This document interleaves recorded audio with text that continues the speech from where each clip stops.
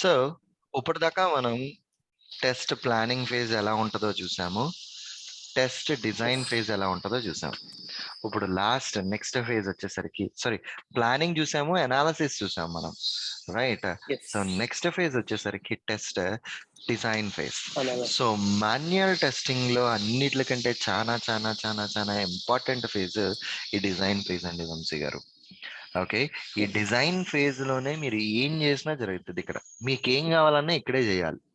ఏంటి అసలు ఈ డిజైన్ ఫేజ్, దీని ఆబ్జెక్టివ్ ఏంటి అంటే కనుక, ఈ డిజైన్ ఫేజ్ లో మనం మాన్యువల్ టెస్టర్ లో we need to create our test cases in this phase. ఓకేనా? మీరు మీ యొక్క టెస్ట్ కేసెస్ ని క్రియేట్ చేస్తారు. టెస్ట్ కేసెస్ అంటే ఏంటి? What to test and how to test in an application, we call it as a test case మాట. ఇంతకు ముంగట ఏం చేసేవారు అంటే, టెస్ట్ డిజైన్ ఫేజ్ లో టెస్ట్ సినారియోస్, టెస్ట్ కేసెస్ రెండింటిని తయారు చేసేవారు. ఈ మధ్యకాలంలో అజైల్ మెథడాలజీ ప్రతి ఒక్కళ్ళు యూజ్ చేయడంతో సినారియోస్ పక్కన పెట్టేసి డిజైన్ ఫేజ్కి వెళ్ళిందా, నువ్వు డైరెక్ట్ నీ టెస్ట్ కేసెస్ క్రియేట్ చేసావా లేదా అన్నది మాత్రమే చెక్ చేస్తున్నారండి. ఓకే, డిజైన్ ఫేజ్ లోకి వెళ్ళేసరికి మీరు జస్ట్ చేయాల్సిందల్లా టెస్ట్ కేసులు మాత్రమే క్రియేట్ చేయాలి. టెస్ట్ కేస్ అంటే దేన్ని టెస్ట్ చేయాలి, ఎలా టెస్ట్ చేయాలి అన్నది మాత్రమే we are going to verify as part of this particular thing. Okay, good.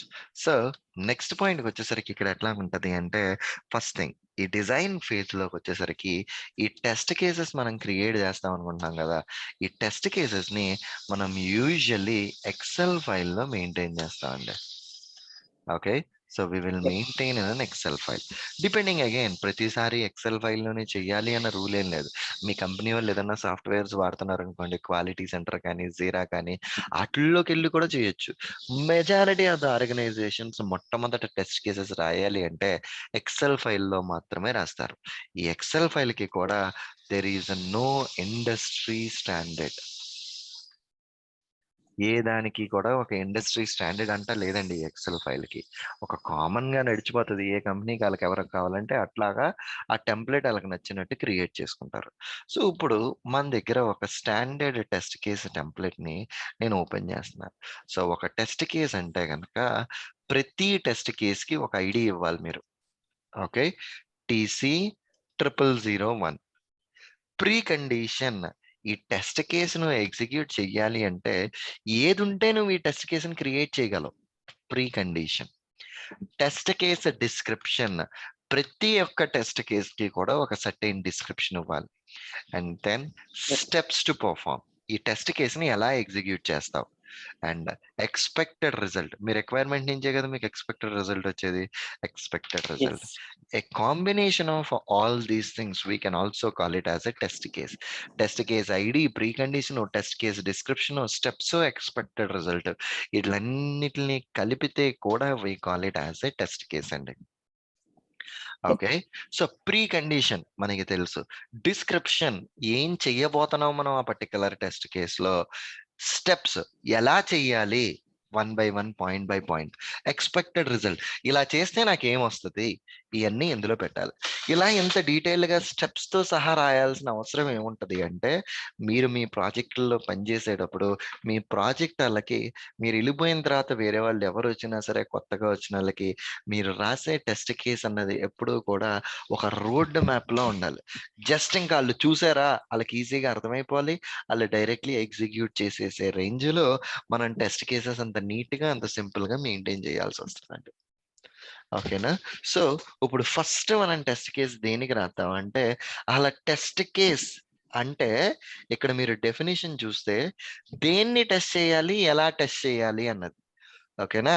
So ఇప్పుడు మీకు జస్ట్ ఒక చిన్న పాయింట్ ఏంటి అంటే, మన ఈ టెస్ట్ కేసెస్ రాసేటప్పుడు ఈ బ్లాక్ బాక్స్ టెస్టింగ్ టెక్నిక్స్ ఏమేమైతే మనం చూసామో ఆ టెక్నిక్స్ ని మనం మైండ్ లో పెట్టుకుని then you need to write down the test cases. Okay, so test case in the sense ultimate గా ఏంది అంటే, దాన్ని మనం ఎలా ఎగ్జిక్యూట్ చేస్తాము అన్నది మాత్రమే మనం కన్సిడర్ చేస్తామండి. Got it? సో ఇప్పుడు ఈ టెస్ట్ కేసెస్ రాయడానికి రైట్, నేను మీకు ఒక టాస్క్ ఏంది అంటే కనుక, write test cases for Gmail login functionality. ఈ జీమెయిల్ లాగిన్ ఫంక్షనాలిటీ ఏదైతే ఉన్నదో దానికి మాత్రమే నువ్వు టెస్ట్ కేసెస్ రాయు అంటున్నానండి. Write test cases for your Gmail login functionality. So దీనికోసం మనం ఇక్కడ ఏం చేయాలి? జీమెయిల్ లాగిన్ ఫంక్షనాలిటీకి test case 0001. Okay, so that's fine. 0001 precondition. నువ్వు జీమెయిల్ ని టెస్ట్ చేయాలి అంటే నీకేం ఉండాలండి? First of all Gmail account ఉండాలి and user should be on Gmail login screen. అంతే కదా, ఈ రెండు ఉంటే నువ్వు జీమెయిల్ ని నువ్వు టెస్ట్ చేసేయగలవు. టెస్ట్ కేస్ డిస్క్రిప్షన్ ఏం చెప్పాలి? Login functionality. మీకు గుర్తుంటే కనుక బులియన్ కాంబినేషన్ లో డెసిషన్ టేబుల్ అనాలిసిస్ మనం ఒకటి చెప్పుకుందామండి. గుర్తుందా మీకు? లాగిన్ ఎక్కడైతే ఉంటుందో వ్యాలిడ్ క్రెడెన్షియల్స్ ఇచ్చి ఒకటి, ఇన్వాలిడ్ క్రెడెన్షియల్స్ ఇచ్చి ఒకటి మనం ట్రై చేస్తామండి అని చెప్పేసి అన్నాను. గుర్తుందా మీకు? So verify Gmail login with valid credentials. Open the browser, open the app. Third, enter URL. Fourth, enter username. 5, enter password. 6, click on a login button. 7, observe the page. If this is saying that ఈ requirement మీ test case ఏం చెప్తుంది అంటే valid details enter చెయ్యు అంటుందండి. మీరు valid details enter చేస్తే మీ యొక్క expected behaviour ఏంటండి? యూజర్ నేమ్ పాస్వర్డ్ జీమెయిల్ లో మీరు వ్యాలిడ్ ఇచ్చి లాగిన్ బటన్ కొడితే మీకు ఏం రావాలి? Inbox page should display. Right. Next test case 0002. So pre condition ఏం మారదు. Verify Gmail login with invalid credentials. User name password ఒక్కటే, ఇన్వాలిడ్ డీటెయిల్స్ వెళ్తాయి. Enter invalid user name and invalid password. So invalid details ఇచ్చినప్పుడు మీకు ఏమవ్వాలి? Error screen అంటే inbox లోకి వెళ్ళకూడదు, ఎర్రర్ మెసేజ్ రావాలి కదా. పోనీ error message should display. Okay, so ఈ రెండోది. మూడో టెస్ట్ కేస్ 0003. ఇక్కడ verify Gmail login with invalid యూనేమ్ అండ్ వ్యాలిడ్ పాస్వర్డ్ అండి. యూజర్ నేమ్ ఇన్వాలిడ్ ఇచ్చి వ్యాలిడ్ పాస్వర్డ్ ఈవెన్ స్టిల్ నీకు ఎర్రర్ మెసేజ్ రావాలి. User name valid, password invalid, even నీకు స్టిల్ ఎర్రర్ మెసేజ్ రావాలి. ఓకే, ఇవి నార్మల్ గా మన డెసిషన్ టేబుల్ అనాలిసిస్ చెప్తుంది ఇంతవరకు.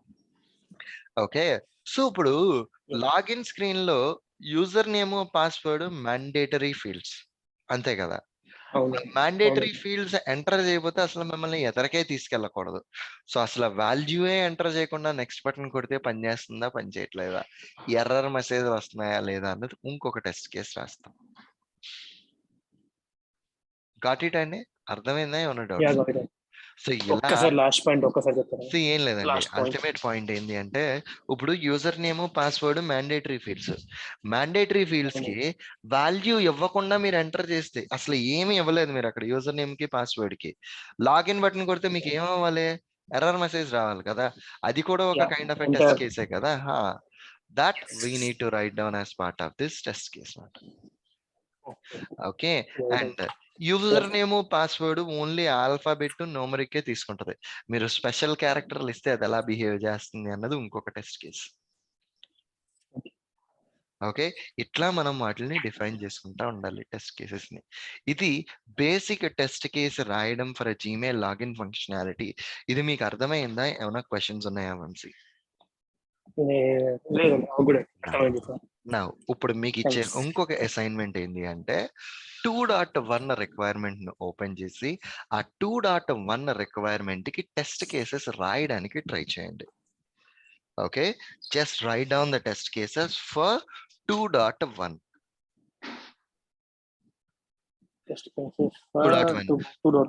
Choose the subscription type అని ఉన్నది కదా. For that, try writing down the test cases from your end.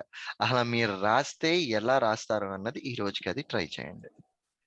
Okay, sure అండి, చేస్తాను. 2.5 నుంచి కింది వరకు అన్ని 2.1 దగ్గర రిక్వైర్మెంట్లు ఓన్లీ అర్థం టెస్ట్. చేసుకోవాలి. 2.1 మాత్రం టెస్ట్ కేసెస్ రాయండి. ఇది మీ task. We will continue the topic in the next session. Okay.